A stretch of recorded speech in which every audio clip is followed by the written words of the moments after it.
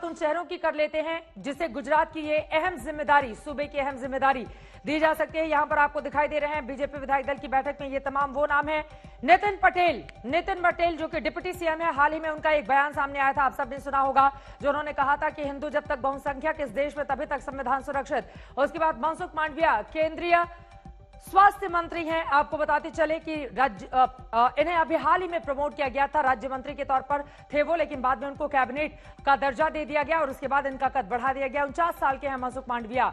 गोवर्धन झाड़पिया का नाम आप देख पा रहे हैं, 2002 में गृह राज्य मंत्री के तौर पर अहम जिम्मेदारी इनके पास थी। करीबी माने जाते हैं प्रधानमंत्री नरेंद्र मोदी और गृह मंत्री अमित शाह के।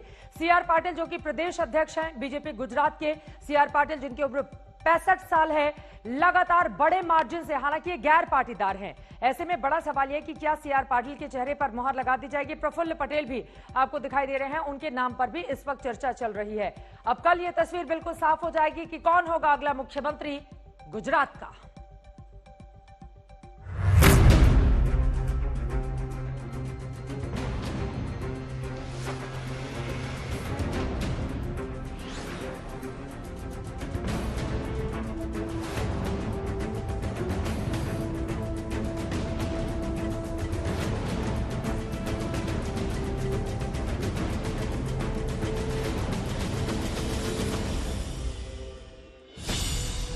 गुजरात में विजय रूपाणी की विदाई के बाद सबसे बड़ा सवाल यह है कि आखिर सूबे का नया सीएम होगा कौन।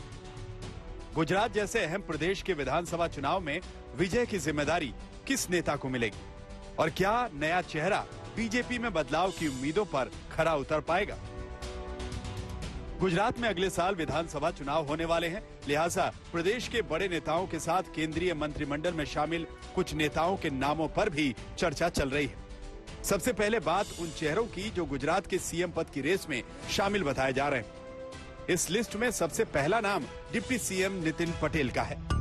डिप्टी सीएम नितिन पटेल सूबे के बड़े पटेल नेता हैं। उत्तर गुजरात के पटेल समुदाय पर नितिन पटेल की मजबूत पकड़ है। पिछली बार आनंदीबेन पटेल के इस्तीफे के बाद भी सीएम पद के लिए वो चर्चा में थे। ऐसे में चर्चा है कि विजय रूपाणी के एकाएक इस्तीफे के बाद नितिन पटेल की किस्मत खुल सकती है। मुख्यमंत्री पद के लिए दूसरा नाम केंद्रीय मंत्री मनसुख मंडाविया का है। सौराष्ट्र क्षेत्र से आने वाले मंडाविया मोदी कैबिनेट के युवा चेहरे हैं। फिलहाल केंद्रीय स्वास्थ्य मंत्री हैं। 2016 में मोदी मंत्रिमंडल में शामिल हुए। 2012 और 2018 में राज्यसभा के लिए चुने गए। 28 साल की उम्र में विधायक बने। 2002 में सबसे कम उम्र के विधायक बने। सौराष्ट्र के भावनगर से आते हैं मंडाविया।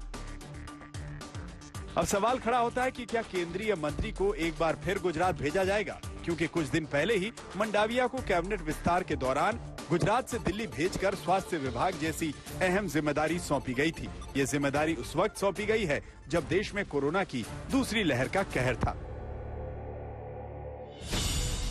इस दौड़ में तीसरा नाम गोवर्धन झड़ाफिया का है। 2002 दंगों के वक्त गृह राज्य मंत्री थे। पहली बार 1995 में विधायक बने।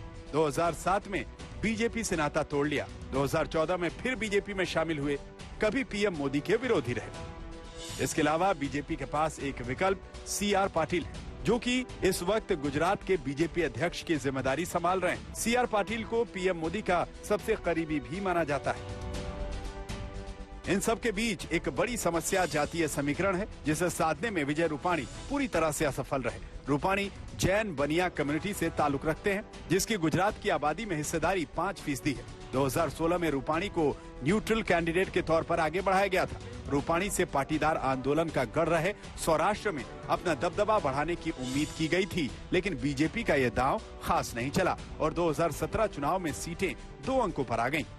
जिसे बैलेंस करने के लिए बीजेपी ने पाटीदार नेता मंडाविया को केंद्र में स्वास्थ्य मंत्रालय जैसा अहम पद दिया। ऐसे में उम्मीद है कि इस बार कुर्सी पर कोई पाटीदार नेता बैठ सकता है। अहमदाबाद से गोपी घांगर और दिल्ली से हिमांशु मिश्रा के साथ अशोक सिंघल, आज तक। गुजरात के लिए किसकी होगी ताजपोशी, किसका होगा राज तिलक, ये अपने आप में बड़ा सवाल है। सीधे रुख करेंगे अहमदाबाद का। गोपी घांगर मेरी सहयोगी इस वक्त जुड़ चुके हैं। गोपी, अब चूंकि विजय रूपाणी के इस्तीफे के बाद सभी की नजरें इसी बात पर है कि कौन कौन पहुंच रहा है बीजेपी दफ्तर, कौन ज्यादा खुश दिखाई दे रहा है और कौन ज्यादा दुखी। आप वहां पर मौजूद हैं, आंखों देखा हाल बताइए, सबसे आत्मविश्वास से लबरेज कौन सा नेता है वहां पर? बिल्कुल बिल्कुल चित्रा, अभी अभी डिप्टी सीएम नितिन पटेल यहां से निकले और नितिन पटेल का जो विश्वास था, जो आत्मविश्वास था, वो काफी ज्यादा हमें दिखा है। क्योंकि जिस तरीके से गुजरात में इससे पहले भी जब आनंदीबेन पटेल को हटाया गया था, तब नितिन पटेल के नाम की चर्चा हुई थी और नितिन पटेल, ये माना जा रहा था कि नितिन पटेल ही शपथ ग्रहण करेंगे, लेकिन अचानक नाम बदल गया। अब बीजेपी दफ्तर पे जो यहाँ पे नेता इकट्ठे हुए थे, चाहे वो मनसुख मांडविया हो या फिर वी सतीश हो या भूपेंद्र यादव जो कि गुजरात के प्रभारी हो, वो सारे अब एक के बाद एक यहाँ से निकल चुके हैं। कल सुबह विधायक दल की मीटिंग मिलेगी और विधायक दल की मीटिंग के बाद ये फैसला लिया जाएगा कि कौन होगा जिसे गुजरात की कमान सौंपी जाएगी। लेकिन बेहद दिलचस्प होगा, क्योंकि पाटीदार चेहरा अगर पसंद करते हैं, क्योंकि पाटीदार लगातार ये डिमांड कर रहे थे कि पाटीदार मुख्यमंत्री ही बने, और एक नाम जो सबसे ज्यादा चर्चा में है वो है CR पाटिल का नाम, जो कि खुद बीजेपी के अध्यक्ष है, गुजरात बीजेपी के अध्यक्ष है। उनके नेतृत्व में संगठन ने बहुत अच्छा प्रदर्शन किया है। यहाँ तक कि जो अगर स्थानीय निकाय के चुनाव की बात की जाए तो स्थानीय निकायों में भी काफी अच्छी जीत हासिल उन्होंने की है, लेकिन उनके खुद के इलाके में यानी सूरत के अंदर जो आम आदमी पार्टी है वो कॉर्पोरेशन के चुनाव में 27 सीट जीत गई थी। तो कहीं ना कहीं अगर हम कहें तो खुद के इलाके में पकड़ को लेकर भी सवाल खड़े हो सकते हैं, लेकिन सबसे ज्यादा अगर हम कहें तो पाटीदारों का जो चेहरा है, पाटीदार ही होगा। इस तरीके की जो बीजेपी के अंदर जो बातचीत है, बीजेपी सूत्रों से जो हमें जानकारी मिली है वो यही मिली है कि हो सकता है कि डिप्टी सीएम नितिन पटेल को ही प्रमोशन दिया जाए और नितिन पटेल को ही मुख्यमंत्री के तौर पर शपथ ग्रहण करवाया जाए। साथ ही गुजरात में डिप्टी सीएम बनाए जाएंगे। हो सकता है कि वो गृह मंत्री प्रदीप सिंह जडेजा, जो कि उनके बाद सीनियरिटी में आते हैं, तो उनको डिप्टी सीएम के तौर पर उनके नाम की चर्चा भी हो रही है। लेकिन देखना बेहद दिलचस्प होगा कि आखिर कौन होगा जिसके चेहरे के बेस पर बीजेपी 2022 के चुनाव लड़ने जा रही है। इसी के साथ गोपी, अब अगला सवाल ये खड़ा होता है, देखिए गांधीनगर में सभी विधायकों को बुलाया गया है, सबसे उनकी राय ली जाएगी, लेकिन सवाल बड़ा यह है कि केंद्र से जो नाम तय कर दिए जाएंगे उसी नाम पर क्या मुहर लगाई जाएगी और ये जो विधायक दल की बैठक होगी वो औपचारिक बस होगी या वास्तव में अभी सबसे राय ली जाएगी कि बताइए मुख्यमंत्री किसको बनाया जाए और उसके तहत बीजेपी फिर आगे बढ़ेगी? देखिए, बीजेपी में अक्सर हमने देखा है कि कहीं पर भी ये विधायक दल की मीटिंग होती है, जो यहाँ पे ऑब्जर्वर आते हैं, ये ऑब्जर्वर विधायकों से बातचीत जरूर करते हैं, कुछ नाम भी लेकर सेंट्रल में जाते हैं, लेकिन जो नाम आखिरी होता है उस पे मोहर अमित शाह और प्रधानमंत्री नरेंद्र मोदी की रहती है, क्योंकि ये उनका गृह राज्य है और इस गृह राज्य को लेकर ये दोनों ही किसी भी तरीके का कोई ऐसा रिस्क नहीं लेना चाहते हैं, क्योंकि 2022 का चुनाव है, 27 साल की एंटी इनकम बनसी और इसी गुजरात को विकास मॉडल बनाकर जब केंद्र में काबिज हुए प्रधानमंत्री नरेंद्र मोदी, तो अब गुजरात को लेकर वो किसी भी तरीके की ढील नहीं बरतना चाहते। शायद यही वजह है कि जो विजय रूपानी जिनका एक्सेप्टेंस नहीं था लोगों के अंदर, उनको आज हटा दिया गया। अब नए नाम की चर्चा हो रही है और नया नाम ऐसा आएगा जो चेहरा लोगों के अंदर एक्सेप्टेंस के लिए तैयार होगा, यानी लोग उनको स्वीकारेंगे, क्योंकि हर बार ये जो चेहरा होता है वो प्रधानमंत्री नरेंद्र मोदी का होता है, लेकिन